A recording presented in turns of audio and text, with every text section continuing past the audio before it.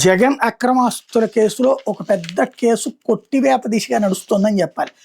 ఆంధ్రప్రదేశ్ మాజీ ముఖ్యమంత్రి వైఎస్ఆర్ కాంగ్రెస్ పార్టీ అధినేత వైఎస్ జగన్మోహన్ రెడ్డి మీద అక్రమంగా ఆరోపించిన కేసులో వాన్ పిక్ అంటూ సాక్షి రాసుకొచ్చింది. Vadarevu Nizampatnam ports and industrial corridor వ్యవహారంలో ఎన్ఫోర్స్మెంట్ డైరెక్టరేట్కి తెలంగాణ హైకోర్టులో భారీ ఎదురు దెబ్బ తగిలింది. వాన్ పిక్ ప్రాజెక్టుకు సంబంధించిన ఆస్తులను విడుదల చేస్తూ prevention of money laundering act appellate tribunal ఇచ్చిన ఉత్తర్వుల్ని హైకోర్టు సమర్థించింది. ట్రిబ్యునల్ ఉత్తర్వును సవాల్ చేస్తూ ఈడీ దాఖలు చేసిన 9 పిటిషన్లు కొట్టేసింది. ఈ మేరకు justice P Shyam Koshy, justice Suddala Chalapathi Rao ధర్మాసనం అన్ని వర్గాల నుంచి సుదీర్ఘ వాదనలు విని గత ఏడాది డిసెంబర్ 23 తీర్పు రిజర్వ్ చేసి శుక్రవారం తీర్పు వెలువరించింది. ట్రిబ్యునల్ ఉత్తర్వులు అందులోని నిర్ధారణలు పత్రాలను సమగ్రంగా పరిశీలించిన ధర్మాసనం ఉత్తర్వులు జోక్యం చేసుకునే ఎటువంటి కొత్త ఆధారం లేదా చట్టబద్ధమైన కారణాలు ఈడీ చూపించలేదని కుండబద్దలు కొట్టినట్టు చెప్పింది. ట్రిబ్యునల్ ఇచ్చిన కారణాలు సమంజసంగా ఉన్నాయని సమర్థించింది. వాటిని తప్పట్టేందుకు తగిన ఆధారాలు రికార్డులు లేవని స్పష్టం చేసింది. దీంతో ఈడీ దాఖలు చేసిన 9 అప్పీళ్లను కొట్టేస్తూ ట్రిబ్యునల్ ఉత్తర్వులను యథాతథంగా వెంటనే అమలు చేయాలని తేల్చి చెప్పింది. అప్పీలేట్ ట్రిబ్యునల్ మొత్తం 12 కేసులు ఉత్తర్వులు జారీ చేయగా గతంలో హైకోర్టు 3 కేసుల్లో ఓరట్నిచ్చింది. దీంతో వైఎస్ జగన్మోహన్ రెడ్డి పారిశ్రామికవేత్త నిమ్మగడ్డ ప్రసాద్తో పాటు సంబంధిత కంపెనీలకు ఇది కీలకమైన న్యాయపరమైన విజయంగా పలువురు అభివర్ణిస్తున్నారు. అసలు ఏంటి ఈ కేసు అంటే, వాడరేవు నిజాంపట్నం ప్రాంతాల్లో ప్రపంచ స్థాయి ఓడరేవులు, పారిశ్రామిక కారిడార్, ప్రత్యేక ఆర్థిక మండలం, షిప్ యార్డ్, విమానాశ్రయం వంటి మౌలిక సదుపాయాలను అభివృద్ధి చేయాలనే లక్ష్యంతో వాన్ పిక్ ప్రాజెక్టులను ప్రతిపాదించారు. ఉమ్మడి ఆంధ్రప్రదేశ్ ప్రభుత్వం, యునైటెడ్ అరబ్ ఎమిరేట్స్లోని రస్ ఆల్ ఖైమా ప్రభుత్వం మధ్య ప్రభుత్వ G2G విధానంలో ఈ ప్రాజెక్టు రూపుదిద్దుకుంది. ఈ ప్రాజెక్టులో ప్రయోజనాలు పొందిన నిమ్మగడ్డ ప్రసాద్ ప్రతిఫలంగా జగన్కి చెందిన కంపెనీలో 863 కోట్ల పెట్టుబడులు పెట్టారన్న నాటి అధికార ప్రతిపక్ష కుట్రలో భాగంగా సిబిఐ ఈడీ కేసులు నమోదు చేసింది. అక్రమంగా మనీ లాండరింగ్ కేసులు నమోదు చేసి పలు ఆస్తులను ఈడీ జప్తు చేసింది.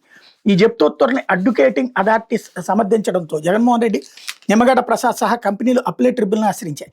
విచారణ అనంతరం ట్రిబ్యునల్ కీలక వ్యాఖ్యలు చేసింది. వాన్ పిక్ ప్రాజెక్టు అధికారికంగా అమల్లోకి రావడానికి ముందే సంబంధిత పెట్టుబడులు జరిగాయని, కాబట్టి వాటిని ప్రాజెక్టుకు ప్రతిఫలంగా ఇచ్చినట్టు లేదా క్విడ్ ప్రోకోగా పేర్కొనలేమంది. అక్రమ పెట్టుబడులు నిర్ధారించేందుకు ఎలాంటి ఆధారాలు కూడా లేవని ట్రిబ్యునల్ అభిప్రాయపడింది. ఈడీ జప్తు చేసిన ఆస్తులను వెంటనే విడుదల చేయాలని ఆదేశిస్తూ 2019 జూలైలో ఉత్తర్వులు జారీ చేసింది. అనేక మంది ఉద్యోగులు పనిచేస్తున్నట్టు మీడియా సంస్థ జగతి పబ్లికేషన్స్ ఆస్తుల బదిలీని నిలిపివేస్తూ హైకోర్టు ఆదేశాలు ఉన్నందున ఆ సంస్థకు సంబంధించినటువంటి 273 కోట్ల విలువైన ప్లాన్ 2 యంత్రాల జప్తుని కొనసాగించాల్సిన అవసరం లేదని పేర్కొంది. మొత్తం 60 మంది పెట్టుబడిదారులు నిమ్మగడ్డ ప్రసాద్ ఆయన గ్రూప్ కంపెనీలతో సహా ఒక్కో షేర్కి ₹306 చొప్పున షేర్లను కొనుగోలు చేశారన్న వాస్తవాన్ని ఈడీ తరపు న్యాయవాది కూడా కాదనలేదు. 60 మందిలో 45 మంది పెట్టుబడిదారులపై ఎటువంటి చర్యలు తీసుకోలేదు. పెట్టుబడి పెట్టిన వాళ్ళలో కొందరిని మాత్రమే ప్రత్యేకంగా ఎంచుకుని వాళ్ళ వ్యవహారాలను క్విడ్ ప్రోకోగా ఆరోపించడం వెనకాల ఎంపిక చేసుకునే విధానం అవలంబిస్తోందని సందేహం కలుగుతోందని ట్రిబ్యునల్ అనుమానం వ్యక్తం చేస్తూ జప్తోత్తర్వులు రద్దు చేసింది. ప్రభుత్వ విధాన నిర్ణయాల్లో దర్యాప్తు సంస్థల జోక్యం సరికాదని వ్యాఖ్యానించింది. ట్రిబ్యునల్ నిర్ణయాన్ని సవాల్ చేస్తూ 2019 అక్టోబర్లో ఈడీ తెలంగాణ హైకోర్టు ఆశ్రయించింది. వాన్ పిక్ ప్రాజెక్టు పేరుతో ప్రభుత్వ విధానాలను దుర్వినియోగం చేసి భారీ ప్రయోజనాలు పొందారని, ప్రాజెక్టు కేటాయింపులు అక్రమాలు జరిగాయని ఈడీ వాదించింది. ప్రతివాదుల తరపు న్యాయవాదులు వాదనలు వినిపిస్తూ ప్రాజెక్టు పూర్తిగా ప్రభుత్వ ఒప్పందం ఆధారంగా చేపట్టారన్నారు. రస్ ఆల్ ఖైమా ప్రభుత్వం అధికారిక భాగస్వామిగా వ్యవహరించిందన్నారు. ప్రాజెక్టు కోసం జరిగిన పెట్టుబడులు, భూముల కొనుగోళ్లు, కంపెనీల ఏర్పాటు అన్ని ప్రభుత్వ అనుమతులతో జరిగాయని కోర్టుకు చెప్పారు. హైకోర్టు కొట్టివేసిన అప్పీళ్లలో G2 corporate services, Suguni constructions LLP, Jagati publications, Gilchrist investments private limited, Alpha avenue private limited, Carmel Asia holdings, YS Jaganmohan Reddy, Alpha villas private limited, Nimmagadda Prasad తదితర ప్రతివాదులకు ఊరట లభించింది. Vanpic ports private limited and others, Vanpic projects private limited, Vanpic store ports private లిమిటెడ్లకు 2 ఏళ్ల క్రితం justice Ujjal Bhuyan ఆధ్వర్యంలో ధర్మాసనం ఇచ్చిన ఉత్తర్వులో ఊరట లభించిన విషయం తెలిసిందే.